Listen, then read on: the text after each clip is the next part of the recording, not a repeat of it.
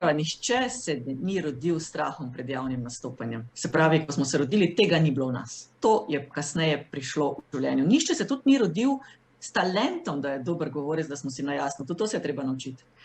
Ampak nas, ker si prej rekel, otroci si želijo pozornosti. Torej, nas so vzgajali na ta način, da so, veš, ko smo začeli govoriti, pa tudi danes se mi do naših otrok tako obnašamo, joj, beseda, joj, povej še enkrat, ati, mami, mi spodbujamo in dajemo občutek, da je dobro, da si glasen, da je dobro, da govoriš, da javno nastopaš in vsi ploskajo. In imamo mi kot otroci, pravzaprav mali, če vse nekako rastemo v normalni družini, no, bom rekla, imamo ta občutek, da je to dobrodošlo. Dokler seveda s tem svojim čebljanjem, govorjenjem ne začnemo motiti ljudi. Kar pomeni, jaz zdaj pa na javnem mestu, pa v kinu, ali pa ne vem, takrat nas peljejo v lutkovno gledališče ali pa v šoli, tam pa zdaj ne moreš kar vse poprek, torej najprej te spodbujajo k temu, da govoriš, pa super nastopa, pa vsi babice, vsi ploskajo. Ampak eden je enkrat rekel, prvih 6 let življenja nas učijo govoriti pa hoditi, naslednjih 12 pa biti tiho pa sedeti.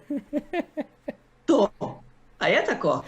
Ja, in dejansko potem to v nas, se pravi, sistem, kakorkoli, seveda mi moramo po nekih pravilih vseeno živeti, ne moramo vsi poprek govoriti. Tudi to je del zavedanja, se pravi, da ne moreš kar vse poprek javno nastopati, če zdaj temu tako rečem.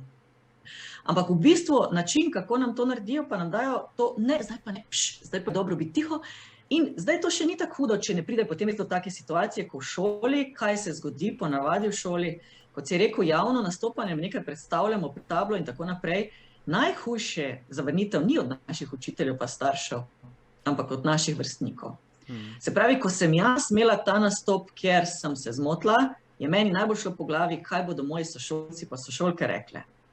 In tega smo mi potem deležni, se pravi, tega, ne bom rekla, da poniževanja, mogoče je prehuda beseda, zasmehovanja, ker je pač to fora.